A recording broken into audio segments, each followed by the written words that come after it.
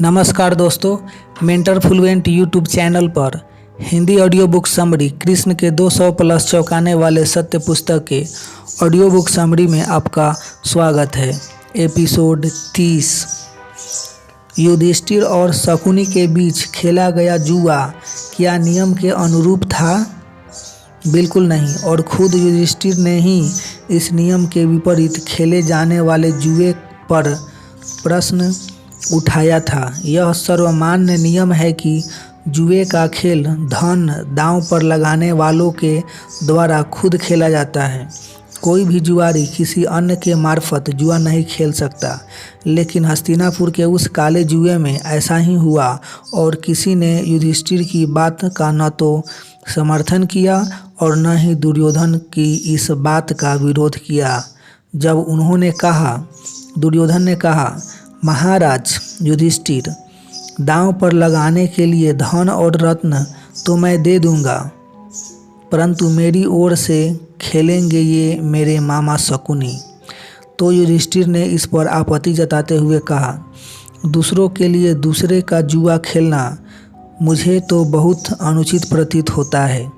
इसलिए हे उपस्थित समस्त विद्वानों, पहले इस बात को समझ लो, तभी यह जुए का खेल प्रारंभ हो।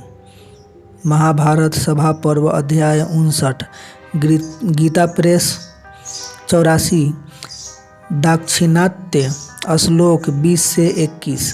परंतु किसी ने भी युधिष्ठिर की बात को तवज्जो नहीं दी और वह विनाशकारी जुआ प्रारंभ हो गया। क्या मथुरा के यादव संभ्रांतों ने कंस का बहिष्कार कर रखा था? महाभारत में उपलब्ध प्रमाणों के अनुसार यादव संभ्रांतों ने मथुरा में कंस का बहिष्कार कर रखा था। कंस दरअसल अपने ससुर और आर्यावर्त के एक अत्यंत ही शक्तिशाली राजा जरासंध के बल पर बहुत उदंड हो गया था और सरे राह किसी की भी बेइज्जती कर देता था, और इसलिए यादव ने यथासंभव अपने आपसी मामलों में उसकी पूछताछ बंद कर दी थी। महाभारत में इसका वर्णन इस प्रकार है। विदुर जी ने कहा, हे महाराज धृतराष्ट्र, मुझे मालूम है कि भोजवंश के एक नरेश ने पूर्व काल में पूर्ववासियों के हित की इच्छा से अपने कुमार्गगामी पुत्र का परित्याग कर दिया था। अंधकोद यादवों और भोजों ने मिलकर कंस को त्याग दिया तथा उन्हीं के आदेश से शत्रुधाती श्री कृष्ण ने उसको मार डाला। महाभारत सभा पर्व अध्याय 52, गीता प्रेस 86, दाक्षिणात्य, श्लोक 7 से 8। हरिवंश पुराण में यादवों द्वारा कंस की उपेक्षा का वर्णन इस प्रकार है। आप लोग ऐसे सुयोग्य हैं और सदा मेरे अनुकूल चलते हैं, परंतु इस समय आप लोगों के होते हुए भी मेरे अनर्थों की वृद्धि हो रही है। पता नहीं क्यों आप लोग ने मेरी उपेक्षा कर दी है। हरिवंश पुराण विष्णु पर्व अध्याय 22, श्लोक 20। भयभीत कंस यादवों की एक सभा बुलाकर अपने संकट और वासुदेव जी द्वारा किए गए विश्वासघात की बात करके मथुरा के यादवों को अपनी ओर करने की कोशिश करता है। उपरोक्त श्लोक उसी सभा में कंस का कथन है। क्या कृष्ण अच्छे रथ चालक थे?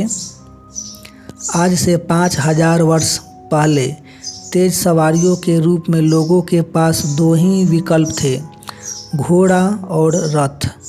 घोड़े तो आम जनों को भी उपलब्ध थे, लेकिन रथ केवल बड़े बड़े धनिकों, संभ्रांतों व राजाओं को ही उपलब्ध थे। जब कृष्ण ने मथुरा में कंस को मार डाला तो उसके बाद उनका जीवन भागम भाग वाला हो गया था। ऐसे में उनका उत्तम कोटि का रथ चालक बनना स्वाभाविक था ही। और अर्जुन शायद कृष्ण के अद्भुत रथ चालन की कला से काफ़ी प्रभावित थे, तभी उन्होंने कृष्ण को अपना सारथी बनाने का ख्वाब देखा था। अर्जुन ने कहा, मेरे मन में बहुत दिनों से यह अभिलाषा थी कि आपको अपना सारथी बनाऊं, अपने जीवन की बागडोर आपके हाथ में सौंप दूं। मेरी इस चिरकालिक अभिलाषा को आप पूर्ण करें। कृष्ण बोले, पार्थ, तुम जो मेरे साथ स्पर्धा रखते हो वह तुम्हारे लिए ठीक ही है। मैं तुम्हारा सारथ्य करूँगा, तुम्हारा यह मनोरथ पूरा हो। महाभारत उद्योग पर्व अध्याय 7 श्लोक 37 से 38। उपरोक्त दूसरे श्लोक में स्पर्धा शब्द पर विशेष ध्यान देने की जरूरत है। महाभारतकारों के अनुसार शायद कृष्ण यह बात अनुभव करते थे कि अर्जुन जिस विश्वास के साथ खुद को श्रेष्ठ धनुर्धारी समझते थे, कृष्ण के अद्भुत रथ चालन की कला से प्रभावित होने के बावजूद उनके उत्तम रथ चालन पर शंका कर रहे थे। तभी उन्होंने मतलब कृष्ण ने ऐसी बात कही थी। धृतराष्ट्र ने जुए के षड्यंत्र हेतु दुर्योधन को मन मारकर आज्ञा दी थी या बराबरी पर उस षड्यंत्र में शामिल थे। महाभारत के अनुसार धृतराष्ट्र भी उस जुए के षड्यंत्र में अपने पुत्र दुर्योधन तथा साले शकुनी के साथ पूरे मन से शामिल थे। युधिष्ठिर जब हर दांव पर भारी संपत्ति हारते जा रहे थे तो धृतराष्ट्र बार बार उत्साहित होकर विदुर से पूछते थे कि अब की दांव में हम लोगों ने क्या जीता। भीम ने अर्जुन से कहा, पार्थ, क्या तुम उस बात को भूल गए जब यह कुलनाशी दुर्बुद्धि धृतराष्ट्र जुआ आरंभ कराकर विदुर जी से बार बार उछल कर पूछता था कि इस दांव में हम लोगों ने क्या जीता है। महाभारत आश्रम वार्षिक पर्व अध्याय 11 श्लोक 24। भीम और जरासंध की कुश्ती से पहले क्या कृष्ण ने कभी अपनी तथा दोनों पांडवों की पहचान प्रकट कर दी थी? महाभारत के अनुसार यह बात सही है कि कुश्ती से पहले ही कृष्ण ने जरासंध से अपनी तथा भीम और अर्जुन की पहचान प्रकट कर दी थी। कृष्ण ने जरासंध से कहा, आपसे युद्ध की इच्छा करने वाले हम लोग अवश्य ही ब्राह्मण नहीं हैं। मैं वासुदेव पुत्र ऋषिकेश हूँ और ये दोनों वीर पांडु पुत्र भीम और अर्जुन हैं। मैं इन दोनों के मामा का पुत्र और आपका प्रसिद्ध शत्रु कृष्ण हूँ। मुझे अच्छी तरह पहचान लीजिए। महाभारत सभा पर्व अध्याय 22 श्लोक 25। भागवत पुराण में भी इस बात की चर्चा मिलती है। कृष्ण बोले, देखो मैं पांडुपुत्र भीमसेन हैं। देखो ये पांडुपुत्र भीमसेन हैं और यह इनका भाई अर्जुन है तथा मैं इन दोनों का ममेरा भाई तथा आपका पुराना शत्रु कृष्ण हूँ। भागवत पुराण स्कंद 10 अध्याय 72 श्लोक 29। यह वेश बदलकर मगध में प्रवेश करने तथा जरासंध के समक्ष अपनी पहचान उजागर करने की कथा केवल इन्हीं 2 ग्रंथों में उपलब्ध है। हरिवंश पुराण, गर्ग संहिता या अन्य ग्रंथों में ऐसी किसी घटना का वर्णन नहीं मिलता है।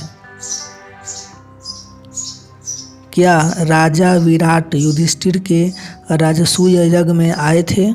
अगर हाँ, तो अज्ञातवास के समय उन्होंने पांडवों को क्यों नहीं पहचाना? महाभारत के अनुसार राजा विराट अपने 2 पुत्रों के साथ युधिष्ठिर के राजसूय यज्ञ में आए थे। वाहिलक दूसरे वीर राजगण 2 पुत्रों सहित राजा विराट, मावेल तथा अन्य कई प्रदेशों के शासक और राजागण वहां पधारे थे। महाभारत सभा पर्व अध्याय 34 श्लोक 13।